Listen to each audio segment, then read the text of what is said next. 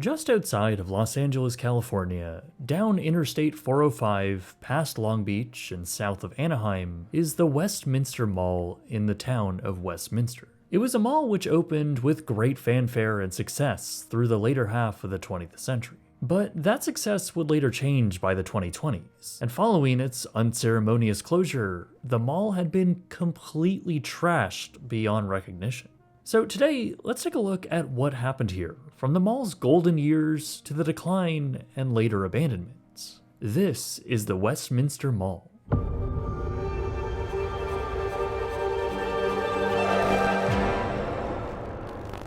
For decades prior to the mall, this was open rural land. Not a ton around, just some small farms and single-family homes. In fact, following World War II, a Japanese couple would actually set up what would become the world's largest goldfish farm here. That would eventually change though, and by the 1960s, much of the surrounding land had now been populated by master plan neighborhoods. With a quickly growing middle class and subsequent suburban sprawl, the San Diego Freeway was also now being constructed, this portion known as Interstate 405. This remaining farm area now made it the perfect developable plot of land. And what better to build than something that had been sweeping across suburban America? In 1972, the Hormart Development Company, which was the nation's second largest mall developer and actually owned by Sears, announced a new shopping center for the city of Westminster. Marketed in the local press as a Sears-built shopping center, the Westminster Mall, as it was now officially named, was promised to be the largest of its kind in Orange County, California.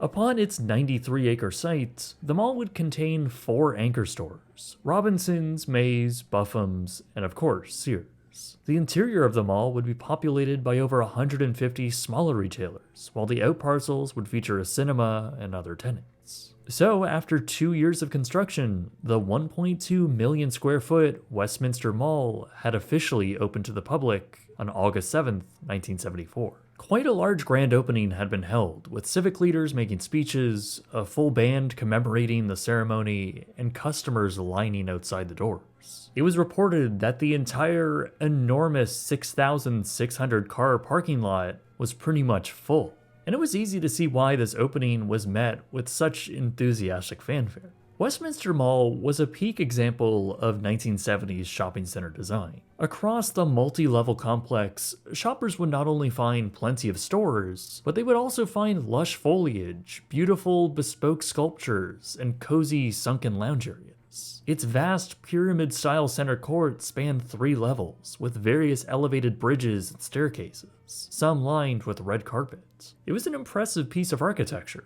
some of the most impressive many local shoppers had ever encountered. By 1982, Sears had sold the mall to an out-of-state management firm who were already looking to upgrade the property, looking to what they called bring the mall into the 1980s.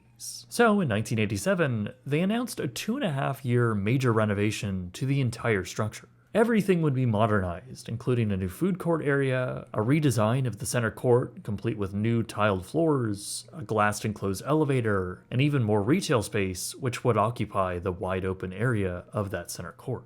Charlotte Russe would be the main tenant for this new area. This $10 million renovation proved to be pretty popular too, as Westminster Mall was now the second highest grossing retail center in the county. By the 1990s, the mall was continuing on with pretty good success. While some anchors would vacate, mainly due to the May Company merger, JCPenney would take over the former Robinson space, and by the dawn of the new century, Macy's would actually construct a brand new anchor space in 2002. They would only stay there for a rather short time though, as they would then move to a different anchor space in the mall, with Target now taking their place. When Target came in, the mall owners would actually split up their land and sell the store itself and surrounding parking lot to Target outright. They would eventually do this for other parcels of land as well. By this point, the mall's ownership had actually been changed once again, now with the Simon Property Group taking over. They would also embark on a $10 million renovation, hoping to modernize the entire property to attract more upscale tenants. While the last renovation may have taken the mall into the 1980s, this one was going to take them into the 2000s. This massive renovation happened in 2008, and Simon continued to make improvements, focusing on the interior of the mall, sprucing up decorations, adding in a children's play area, and even a carousel. By the time this renovation was complete, the country was now reeling from the nationwide financial crisis, and the mall itself was now a modern, yet pretty bland-looking space. Worse yet for the property, total sales within was way down, sliding from second to now 8th place in Orange County by 2012. Occupancy was sliding too. More stores continued to close through the years, and even with an 85% occupancy rates, Westminster still had the lowest occupancy rate in the area. In fact, many of the former big-name tenants inside Westminster had moved to other shopping areas in the area, places like the enormous South Coast Plaza. With it only being a 15-minute drive away, why would any customer make the trip out to Westminster when South Coast had so much more variety and was arguably a nicer place to spend your time? Not to mention that this is Southern California, where the need for a climate-controlled indoor shopping mall is not all that necessary. And even in the direct surrounding areas of Westminster, you can find all types of strip retail and attractive outdoor plazas. With lower foot traffic in the building, it was beginning to become much harder to attract big brand names. And as such, the vicious cycle continued, all as Westminster Mall began to earn a dead mall reputation. Now that's certainly not to say that this was a completely dead mall. The property still had plenty of stores and people walking around, but the signs were there, mainly for lease signs. By 2018, as a part of the company's continued financial issues, Sears, one of the original stores and the original developer, had closed their anchor location. By now, Simon Property Group had spun off a division of their company called Washington Prime Group. This new corporate entity would now operate the slowly dying mall. But this owner wouldn't be in the greatest financial condition, as by the time the pandemic hit in 2020, they would later file for bankruptcy. Westminster Mall, in an already declining state, was obviously heavily affected by the pandemic, seeing a massive decrease in foot traffic and sales. Layoffs and store closures would all plague the mall through 2021. Developers knew that something had to be done with the property, and already architectural firms were being hired to draw up potential redevelopment plans. First with the idea of demolishing only 2 of the anchor tenants and using the lots to build out dense residential. It was thought that by adding a mix of housing and commercial, essentially attached to the existing mall structure, it would reinvigorate the dying property. This idea expanded into something even larger by 2022, as a new plan was developed by the city council. This one would essentially redevelop the vast parking lot and densify a series of residential buildings, potentially building out up to 3,000 new homes. City council would ultimately approve this framework for a development. They just needed someone to actually make the investment. Meanwhile, California-based developer Shop Off Realty Investments had acquired the empty Sears parcel as well as the flanking Macy's parcel. They wanted to build out their own development, dubbed Bolsa Pacific at Westminster, and this would follow a similar design which previously had been proposed, one that would build out a hotel and several residential structures.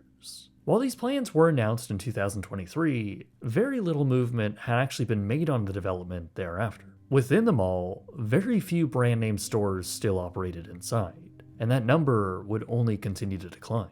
In 2025, Westminster would lose both Macy's, which would close in March, and JCPenney, which announced they would be closing permanently by the end of the year. With 2 more major anchor tenants now closing, Washington Prime Group, which still owned the majority of the property, had clearly seen the writing on the wall. With the aging structure and continued pushes for redevelopment, the mall was now on life support. While the company gave no official indication as to the financial state of the property, it's easy to infer that the rising costs to operate the building and the decrease in tenant income were more than enough reasons to shutter it for good.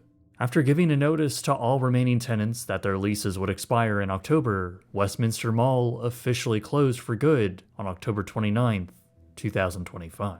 JCPenney would stay open a few more weeks as it slowly liquidated its inventory. It would close in November, while Target, the only remaining anchor store left, continued to do good business and claimed that they would continue to operate into the near future. The rest of the property, however, was shuttered and now effectively abandoned. This meant that in the middle of a massive metropolitan area, there was an abandoned mall, one which was rather easy to get inside of. Early videos inside following the closure showed the structure in pretty good condition. The power remained on inside the building, with signs that were still illuminated across the silent, open space. Only some storefronts and glass had minor spray-painted graffiti, while the owners had removed the carousel from the Macy's wing. Squatters had taken up refuge inside the disheveled former storefronts and began scrapping copper and other materials. Everything else was left exactly as it was the day the mall closed, even leaving behind the full trampoline park. This suspended animation of the structure wouldn't last forever, though. With reportedly only a single security car periodically circling the property, the massive building was more or less easy enough to get into. And boy, did people get in. Reports claim that the mall had various doors which were just left unlocked. And with the general Los Angeles reputation for tagging, word quickly got out on how easy it was to get inside the mall. In a matter of just 3 weeks, I'm not kidding, the mall went from looking like this to this. Obviously, a lot of people started getting into the structure. Kids, vandals, taggers, and artists. It was an absolute free-for-all. And in just 20 days, it looked like the apocalypse had occurred. While the pitch-black anchor stores had some graffiti and fallen down ceiling tiles, the condition within wasn't too bad. It wasn't until you entered the main mall concourse where the true destruction was. Basically, every easily accessible surface had been tagged by someone, while everything else had been destroyed by vandals. Shop windows had been completely smashed in, furniture had been piled in one of the concourses, and pretty much every fire extinguisher had been set off.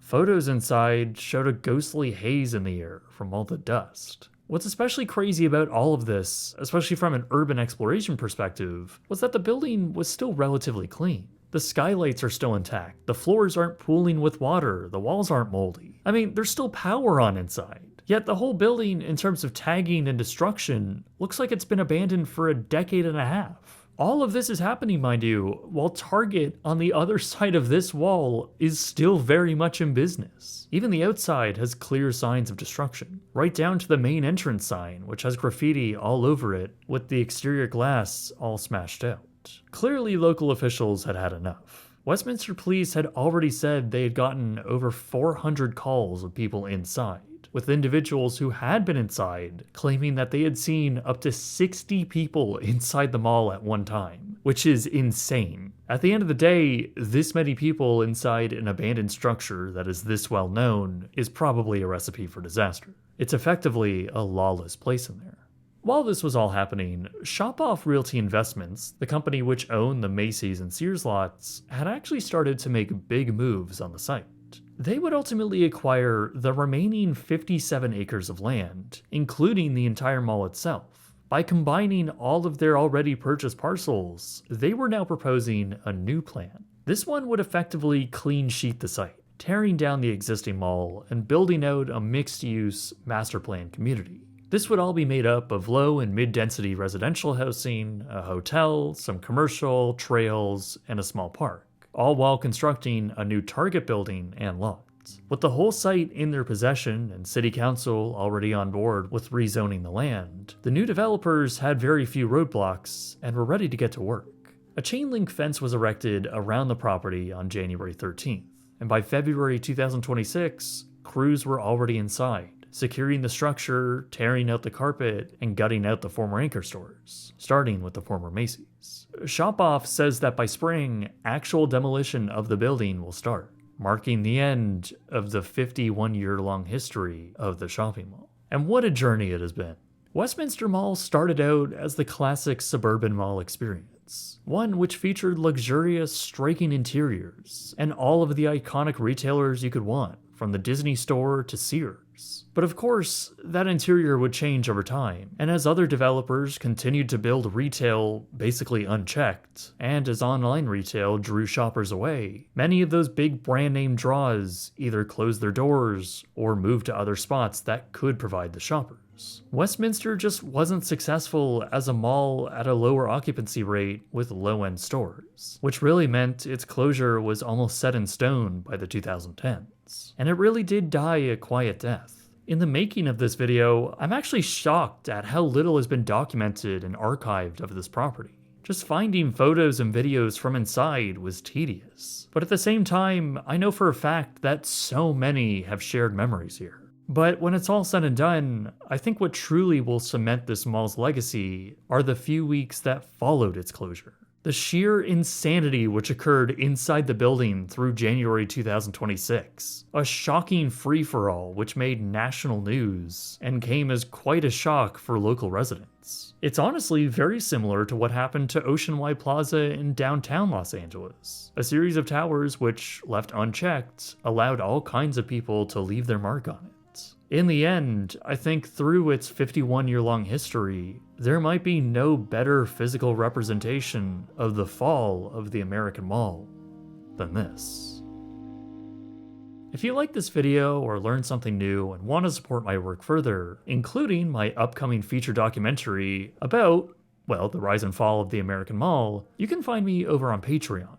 There you can watch videos before anyone else, get exclusive updates, and get your name at the end of each video. If you're interested, you can visit patreon.com/brightsunfilms. A link will also be in the description below. Anyway guys, my name is Jake, and thank you very much for watching.